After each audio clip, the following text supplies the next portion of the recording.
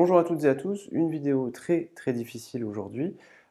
C'est rare que vous ayez ça le jour d'un contrôle, c'est juste pour préparer la classe de première et voir les choses un petit peu plus haut. Donc ne vous stressez pas si vous n'arrivez pas à faire l'exercice tout de suite, c'est un petit peu normal. C'est un exercice très difficile, même un élève de terminale aurait peut-être des difficultés à le trouver. C'est juste pour vous éveiller un petit peu et prendre un petit peu de la hauteur sur ce qu'on est en train de faire. Alors, oméga, c'est notre univers. E1, E2, E3, En, il est constitué des issues, des événements élémentaires.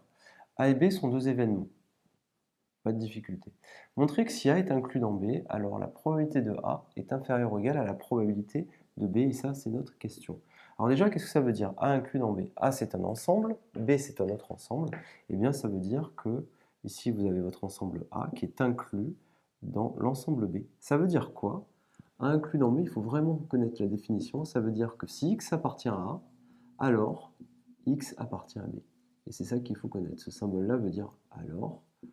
Et ainsi, si vous prenez un X dans A, eh bien forcément, il est dans B. Et c'est ça que ça veut dire A est inclus dans B. Il faut vraiment connaître cette définition. Alors nous, c'est pas ça qu'on va faire. On va montrer que si A est inclus dans B, alors la probabilité de A est plus petite que la probabilité de B.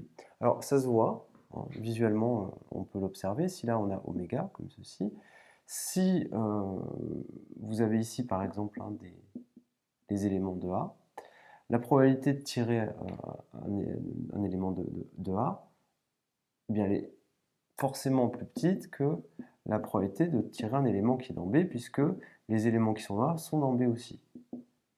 Donc, on vous demande de le démontrer. Alors A, je vais l'écrire comment? Je vais l'écrire comme la réunion de I appartenant à I. Ça veut dire quoi? Ça veut dire qu'on va réunir tous les EI sur un certain ensemble. Donc ça pourrait être E1 par exemple, E4, E8, E5 par exemple. Et donc notre ensemble I, ça sera 1, 4, 8, 5. Si par exemple je le faisais comme ça ferait E1, E4, E8, E5. Et du coup, I, ça serait l'ensemble 1, 4, 8, 5, tout simplement. Donc ça, c'est à titre d'exemple. On vous dit que A est inclus dans B, ça veut dire qu'il existe donc un autre ensemble J tel que B, je puisse l'écrire comme ceci, mais I doit être inclus dans J. En effet, si B est plus grand, eh bien, il y aura 1, 4, 8, 5, il y aura E1, E4, E8, E5, et ce qu'on va compter, nos J, là, qui sont nos indices, eh bien, on aura forcément le 1, le 4, le 8, le 5, mais on en aura d'autres. Ainsi, je peux écrire que B, c'est la réunion de I appartenant à J des EI, avec I qui est inclus dans J. En effet, ça ce sont les indices, hein. C'est l'ensemble de tous nos indices qui nous intéressent. Et bien ici, on a plus d'indices qu'ici. Ainsi, si je réécris la probabilité de A, vous savez que c'est P de E1 plus P de... En gros, la probabilité de chaque événement élémentaire. Ça, on l'a déjà vu. Donc cette écriture-là, si I, c'est l'ensemble 1, 4, 8, 5, hein, si jamais je l'écris ici, si I, c'est 1, 4, 8, 5, eh bien, la probabilité de A, c'est la somme, ce symbole-là veut dire la somme, sur quels indices? Eh bien, tous les indices I de grand I, et ça, en fait, ça sera P de 1, on l'écrit comme ceci, P de 1, plus P de E4, par exemple, si on est dans ce cas-là. Là, j'ai plus la place, mais je peux l'écrire ici, plus P de E8, plus P de E5.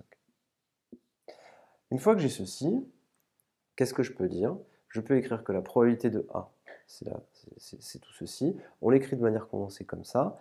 Ici, 1, 4, 8, 5, c'est un exemple hein, pour notre exercice, mais nous, on travaille de manière générale avec grand I. Eh bien, ce qu'on peut dire maintenant, c'est que, comme on sait que I est inclus dans J, et que les P de I sont tous supérieurs ou égaux à 0, puisque c'est une probabilité, c'est positif, eh bien on peut écrire que cette somme-là, on ajoute ces P de I, ce sont des nombres positifs. Donc la somme des I appartenant à I des P de I est inférieure à la somme des P de I, mais pour I appartenant à EJ. En effet, ici, on en a plus que là. D'accord? Donc ici, on aurait fait P de E1 plus P de E4 plus P de E8 plus P de E5, mais c'est plus petit que si j'en rajoute d'autres, si vous voulez. Si je rajoute P de E10, P de E11 et ainsi de suite, je vous rappelle que I est inclus dans J, donc ici, là-dedans, on retrouve déjà ceux qui sont ici, et on rajoute les autres qui sont positifs, qui sont des nombres positifs. En conclusion, ça nous donne P de A plus petit que P de B. Cette définition-là, c'est la probabilité de A. Je vous rappelle que la probabilité de A, on écrit que c'est la probabilité des issues qui composent l'événement A, tout simplement. Voilà, c'est une vidéo qui est relativement difficile, c'est une démonstration qu'il faut apprendre, c'est très nouveau. Vous avez le symbole somme qui est ici, c'est des choses que presque vous ne verrez pas en terminale, mais dès la classe de seconde, vous pouvez déjà l'appréhender, donc si vous avez déjà compris des choses de cette vidéo, c'est déjà très bien pour la suite. Je vous remercie et à bientôt.